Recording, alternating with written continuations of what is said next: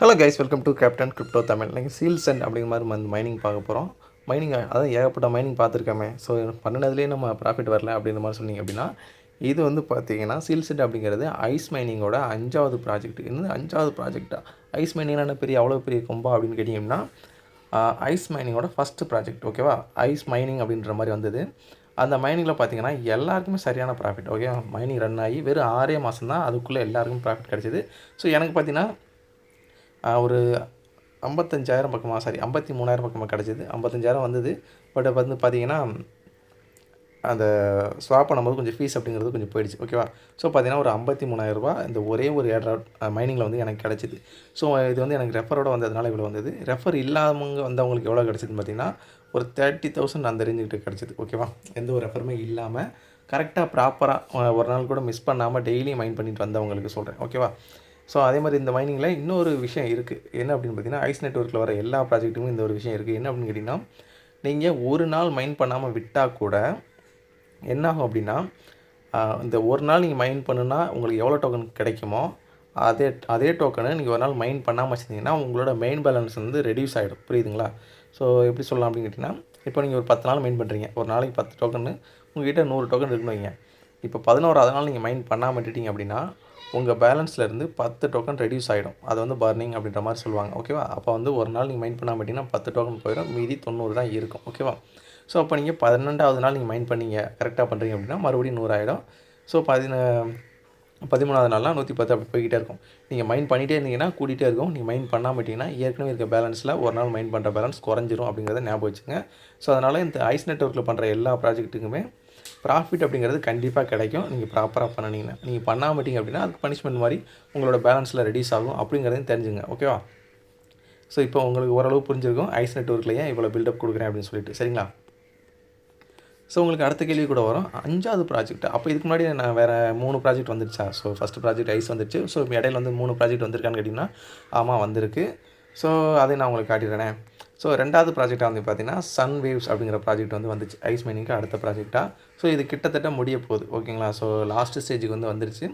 அநேகமாக அடுத்த மாதம் வந்து வித்ட்ராவல் வர்றதுக்கான வாய்ப்புகள் இருக்குது. ஓகேவா? ஸோ சன் வேவ் மைனிங்கை புதுசாக வரவங்க பண்ண வேண்டாம், அது முடிய போகுது. ஓகேவா? மைனிங் ரேட்டும் ரொம்ப ரொம்ப கம்மியாகிடுச்சு. ஸோ அடுத்து 3வது ப்ராஜெக்ட் பார்த்திங்கன்னா கால்ஃப்ளூவெண்ட் அப்படிங்கிற மாதிரி மைனிங்கு. ஸோ அது வந்து பார்த்திங்கன்னா டெலிகிராமில் பண்ணுற மாதிரி இருக்கும். ஸோ அதோட லிங்க் வேணாலும் நான் தரேன். ஓகேங்களா? ஸோ அடுத்து 4th ப்ராஜெக்ட் வந்து சாசஸ் அப்படிங்கிறது. அடுத்து 5th சீல்சென்ட் அப்படிங்கிறது. ஓகேவா? இந்த மாதிரி வரிசையாக அடுத்தடுத்த ப்ராஜெக்ட்ஸ் வந்து வந்துக்கிட்டு இருக்குது. ஸோ இனிமேவும் வரும் அப்படின்றது சொல்லியிருக்காங்க. ஓகேவா?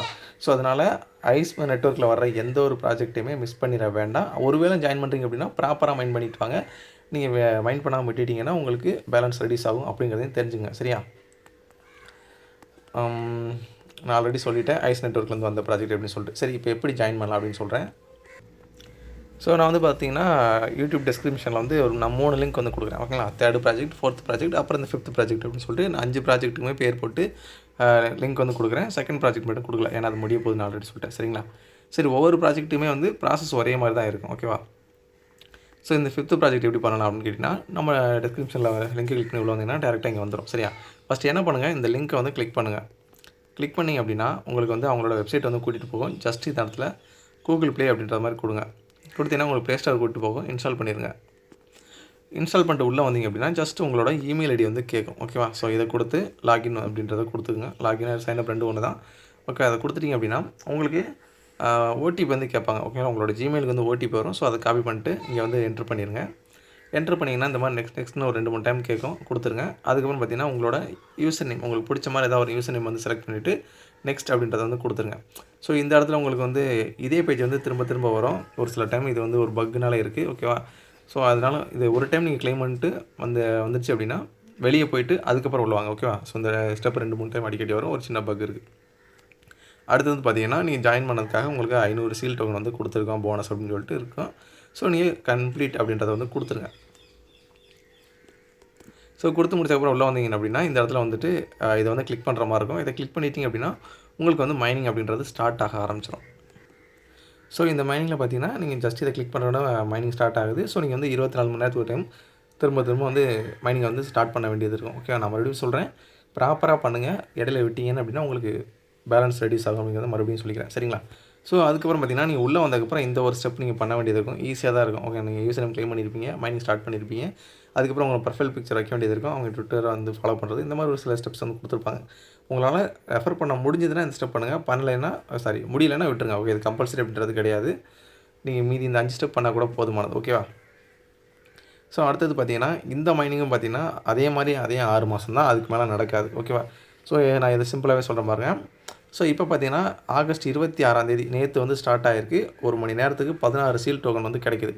ஸோ அடுத்து பார்த்தீங்கன்னா ஃபேஸ் 2ன்னு பார்த்துட்டு செப்டம்பர் 2 ஓகேவா? அதுக்கப்புறம் இந்த பேலன்ஸ் வந்து அந்த மைனிங் ஸ்பீடை வந்து பாதிக்கு பாதி வந்து குறைச்சிடுவாங்க.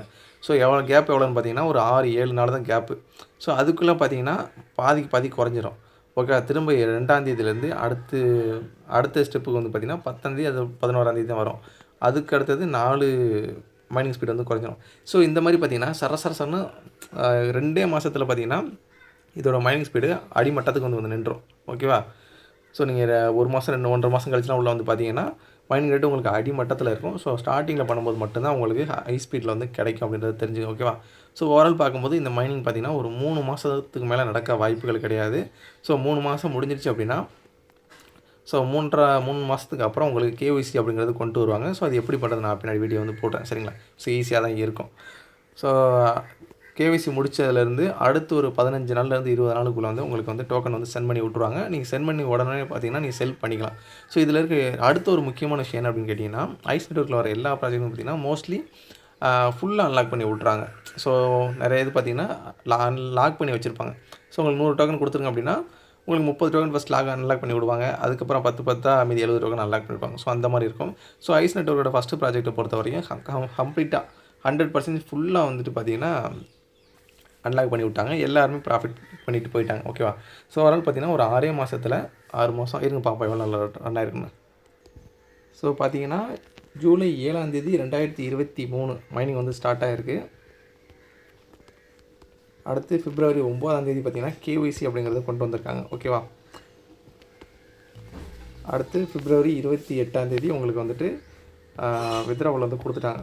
ஸோ எல்லோரும் செல் பண்ணி ப்ராஃபிட் வந்து புக் பண்ணிட்டாங்க. ஸோ ஓவரால் பார்த்தீங்கன்னா எத்தனை மாதம் ஆயிருக்குன்னு பார்த்தீங்கன்னா 7 மாதத்தில் வந்து மைனிங் வந்து ரன் ஆகிருக்கு. ஸோ 7 மாதம் மைனிங் ரன் ஆனதுக்கப்புறம் 8வது மாதம் கேவிசி வந்து கொடுத்துருக்காங்க. ஸோ அதுலேருந்து ஒரு 15வது நாள் வந்து பார்த்திங்கன்னா வித்ட்ராவலும் கொடுத்துட்டாங்க. ஓகேவா? ஸோ ஓவரால் பார்த்திங்கன்னா ஒரு 8 மாதம் நடந்திருக்கு. நான் ஒரு 6 மாதம் சொல்லியிருந்தேன். ஸோ ஓவரால் கரெக்டாக பார்த்திங்கன்னா 8 மாதம் மைனிங் ஸ்டார்ட் ஆனதுலேருந்து உங்களுக்கு வித்ட்ராவல் கொடுத்தது எல்லாமே ஓவரால் பார்த்திங்கன்னா 8 மாதத்தில் வந்து முடிஞ்சிருச்சு. ஆனால் ஐஸ் நெட்வொர்க்கில் இப்போ வர எல்லா ப்ராஜெக்ட்டுமே பார்த்திங்கன்னா அதை விட ரொம்ப கம்மியான டைமில் தான் கொடுக்குறாங்க. ஸோ அதுவும் நான் உங்களுக்கு காட்டுறேன். ஸோ இது வந்து ஐஸ் ப்ராஜெக்டோட 2வது ப்ராஜெக்ட். ஸோ ஜூன் 23 ஓகேவா? ஸோ இப்போ பார்த்தீங்கன்னா ஆகஸ்ட் 27 ஓகேவா? இப்போ வந்து பார்த்திங்கன்னா 8வது லெவல் வந்துடுச்சு. இதுதான் இருக்கிறதுலே லோவஸ்ட்டு மைனிங் ஸ்பீடு. இதுக்கப்புறம் வந்து குறைக்கிறதுக்கான இது கிடையாது. ஓகேங்களா? ஸோ இதோட வந்து முடிஞ்சிருச்சு. அப்படின்னா எவ்வளோ நாள் ஆகுது, எவ்வளோ மாதம் ஆகுது? ஸோ 2-3 மாதம் தான் ஆகுது. அதுக்குள்ளே வந்து பார்த்திங்கன்னா மைனிங் வந்து முடிய போகுது.